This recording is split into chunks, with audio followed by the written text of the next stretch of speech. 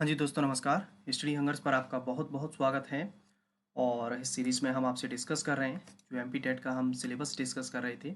M P TET E V S special में उसमें जो अंतरिक्ष का जो चैप्टर है उसके ऊपर हम एक वीडियो ऑलरेडी बना चुके हैं जिसकी लिंक डिस्क्रिप्शन में दी हुई है, जिसे आप वहाँ से देख सकते हैं। ये उसी श्रृंखला का सेकेंड वीडियो है। चलिए तो बात करते हैं, भारतीय अंतरिक्ष कार्यक्रम के जनक के रूप में किससे जाना जाता है। तो भारतीय अंतरिक्ष कार्यक्रम के जनक के रूप में जाना जाता है डॉक्टर विक्रम साराभाई को। भारतीय अंतरिक्ष अनुसंधान संगठन, जैसे अगर हम बात करेंगे शॉर्ट फॉर्म में जैसे कहते हैं इसरो, यानी कि इंडियन स्पेस रिसर्च ऑर्गेनाइजेशन। ठीक है, क्या है फुल फॉर्म अगर आपसे पूछ ली जाए तो इंडियन स्पेस रिसर्च ऑर्गेनाइजेशन। ठीक है, याद रखें भारतीय अंतरिक्ष अनुसंधान संगठन की स्थापना कब हुई थी, तो 15 अगस्त 1969 को हुई थी। तो डेट विशेष रूप से याद रखें 15 अगस्त 1969। कुछ महत्वपूर्ण अंतरिक्ष यान, यानी कि कुछ ऐसे अंतरिक्ष सैटेलाइट्स यान रहे हैं जो अंतरिक्ष में भेजे गए, उनके बारे में हम आपसे बात कर लेते हैं। Sputnik first. स्पुतनिक फर्स्ट अगर हम बात करें तो पूर्व सोवियत संघ द्वारा अंतरिक्ष में प्रमोचित सबसे पहला उपग्रह था। तो आपसे पूछा जा सकता है कि सबसे अंतरिक्ष में प्रमोचित सबसे पहला उपग्रह कौन सा था। तो स्पुतनिक फर्स्ट, जिसे पूर्व सोवियत संघ ने भेजा था 4 अक्टूबर 1957 को। Sputnik second. स्पुतनिक सेकेंड की अगर हम आपसे बात करें तो यह अंतरिक्ष में जीवित कुत्ते लाइका को ले जाने वाला पहला उपग्रह था। तो आपसे अगर पूछा जा सकता है कि जीवित कुत्ते लाइका को ले जाने वाला पहला उपग्रह कौन सा था, तो स्पुतनिक सेकेंड, जहाँ पर कुछ दिनों के बाद ऑक्सीजन ना मिलने की वजह से इसकी डेथ हो गई थी। तो ये कब भेजा गया, तो 3 नवंबर 1957। कब भेजा गया, 3 नवंबर 1957। लूना 3। लूना 3 से अगर हम बात करें क्या स्पेशल है, तो पहला अंतरिक्ष यान जिसने चंद्रमा के उस पृष्ठ के चित्र भेजे जो पृथ्वी से दिखाई नहीं पड़ते हैं। ठीक है, तो लूना 3 की विशेषता अगर हम आपसे बात करें तो क्या थी कि लूना 3 ने क्या काम किया कि चंद्रमा के उस पृष्ठ के चित्र भेजे जो पृथ्वी से दिखाई नहीं पड़ता है। और ये कब भेजा गया, तो 4 अक्टूबर 1959 को भेजा गया। अगला बोस्टॉक सेकेंड, बोस्टॉक फर्स्ट सॉरी बोस्टॉक फर्स्ट, मानव द्वारा पहली अंतरिक्ष यात्रा। ठीक है, तो सबसे पहले ऐसा अंतरिक्ष यान जिसमें मानव ने यात्रा की, तो जिसका नाम था बोस्टॉक फर्स्ट। ठीक है, 12 अप्रैल 1961 को भेजा गया था। और इसमें कौन गया था बैठकर, तो पूर्व सोवियत संघ के व्यक्ति थे यूरी गागरिन। तो इसके साथ ये भी क्वेश्चन आ जाता है कि अंतरिक्ष में भेजा जाने वाला पहला मानव, तो यूरी गागरिन। ठीक है, क्या नाम था यान का, तो जिस यान से गए थे उसका नाम था वोस्टॉक फर्स्ट। वोस्टॉक 6, पहली महिला अंतरिक्ष यात्री, यह भेजा गया था 4 दिसंबर 1963 को। और उनका नाम था जो इसमें गई थी महिला, पूर्व सोवियत संघ की थी वेलेंटाइना टेरेस्कोवा। ठीक है, तो अंतरिक्ष जाने वाली पहली महिला वेलेंटाइना टेरेस्कोवा वोस्टॉक 6 से गई थी। और कब भेजा गया था, तो 4 दिसंबर 1963 को भेजा गया। अपोलो 11, नील आर्मस्ट्रॉन्ग चंद्रमा पर कदम रखने वाला पहला मानव बना।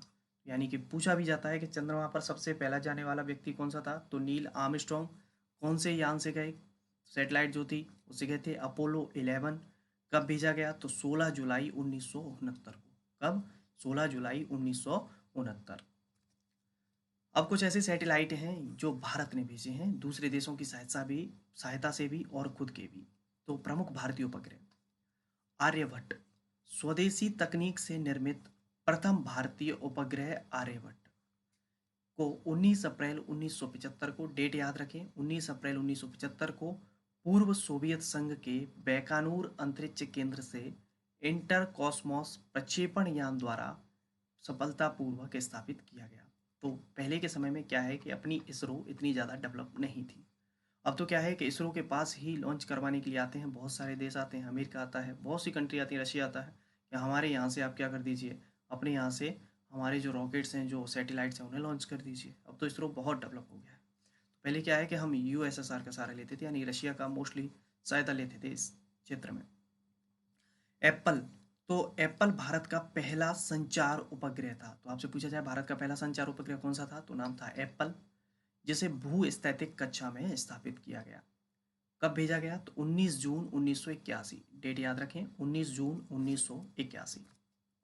मैट सेट, भारतीय अंतरिक्ष कार्यक्रम के तहत इसरो ने 12 सितंबर 2002, डेट याद रखें, 12 सितंबर 2002 को श्रीहरिकोटा के सतीश धवन अंतरिक्ष केंद्र से ध्रुवीय उपग्रह प्रक्षेपण यान C4 के माध्यम से देश के पहले मौसम संबंधी विशिष्ट उपग्रह मैटसेट को भूस्थितिक कक्षा में सफलतापूर्वक स्थापित किया। तो आपसे परीक्षा में क्या क्या आ सकता है इससे रिलेटेड, कि देश का पहला मौसम संबंधी उपग्रह कौन सा है? तो देश का पहला मौसम संबंधी उपग्रह का नाम है मैटसेट। मैटसेट को कहाँ से भेजा गया? तो श्रीहरिकोटा के सतीश धवन अंतरिक्ष केंद्र से। कब भेजा गया? तो 12 सितंबर 2002 को भेजा गया। ठीक है। एजुसेट, एजुकेशन के क्षेत्र में पूछा गया है एक आध बार परीक्षाओं में। शिक्षा कार्य के लिए समर्पित उपग्रह, तो ये किसके लिए है? शिक्षा कार्य, सैटेलाइट जो भेजा गया है 20 सितंबर 2004 को। कब भेजा गया? 20 सितंबर 2004। चलिए अगला बात कर रहे हैं राकेश शर्मा। राकेश शर्मा अंतरिक्ष में जाने वाले पहले भारतीय बने। कौन से बने? पहले भारतीय बने। कब गए थे ये यान, कब गया था? तो 3 अप्रैल 1984 को गया था। सोयूज T2 अंतरिक्ष यान से गए थे। क्या नाम था इस अंतरिक्ष यान का? नाम सोयूज T2, जो कि USSR से ही गया था, सोवियत रूस से भेजा गया था।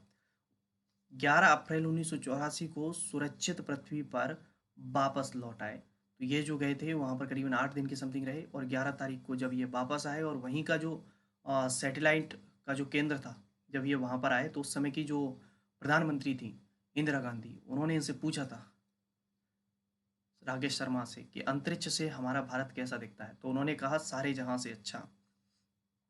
अंतरिक्ष में मानव भेजने वाला भारत कौन सा राष्ट्र बना? तो भारत भेजने वाला, मानव भेजने वाला राष्ट्र बना 14वें नंबर का। ठीक है। राकेश शर्मा अंतरिक्ष में जाने वाले कौन से नंबर के अंतरिक्ष यात्री बने? तो 139वें अंतरिक्ष यात्री बने। ठीक है। और भारत की तरफ से अंतरिक्ष में जाने वाले पहले यात्री कौन थे? तो राकेश शर्मा। किस यान से गए? तो सोयूज T2। ठीक है। चंद्रमा के लिए भारत का पहला मिशन, चंद्रमा के लिए भारत का पहला मिशन है चंद्रयान फर्स्ट। कौन सा था? चंद्रयान फर्स्ट। और आपने देखा होगा भी चंद्रयान 2 भी भेजा था। ठीक है। भारत ने अपने पहले चंद्रयान का प्रक्षेपण सतीश धवन अंतरिक्ष केंद्र से 22 अक्टूबर 2008 को, कब भेजा गया? 22 अक्टूबर 2008 को PSLV C11 के जरिए किया, पोलर सैटेलाइट लॉन्च व्हीकल। तो ये मैं अभी फुल फॉर्म इसकी आपसे डिस्कस करूंगा। ठीक है। तो PSLV C11 से लॉन्च किया गया, इसे 22 अक्टूबर 2008 को किया गया। Mangalyaan, very very important, Mangalyaan के ऊपर तो फिल्म भी बनी हुई है जिसमें अक्षय कुमार ने अभिनय किया है।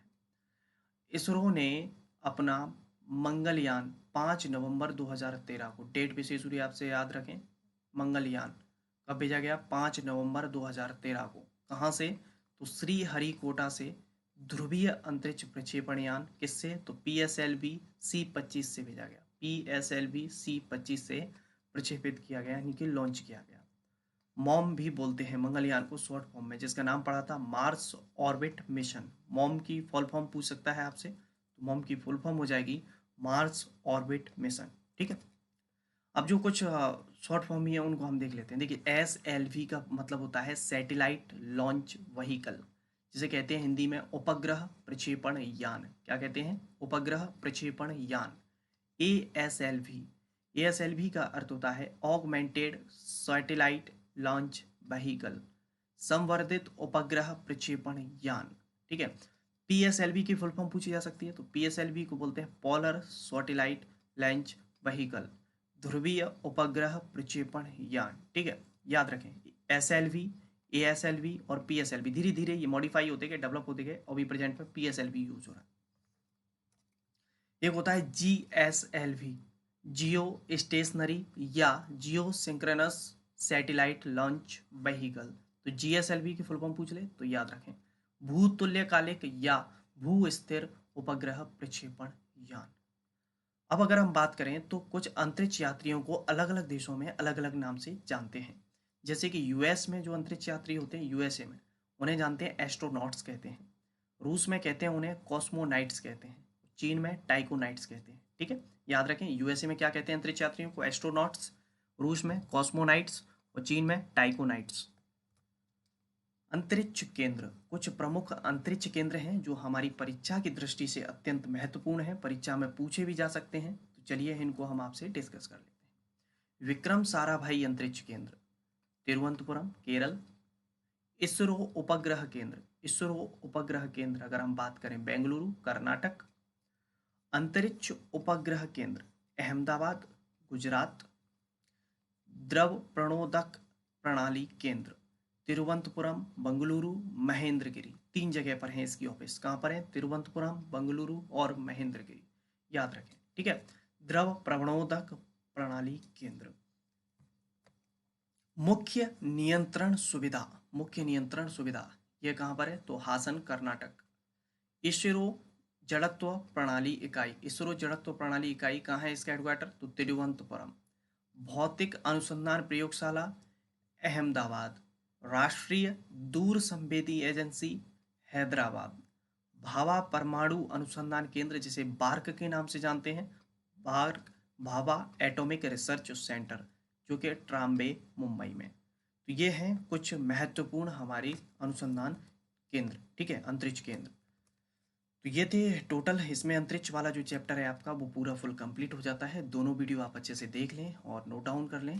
वीडियो पसंद आया हो तो लाइक कर दीजिए, दोस्तों के साथ शेयर कर दीजिए और चैनल पर नए हों तो सब्सक्राइब कर दीजिए। चलिए, थैंक यू। जय हिंद, जय भारत।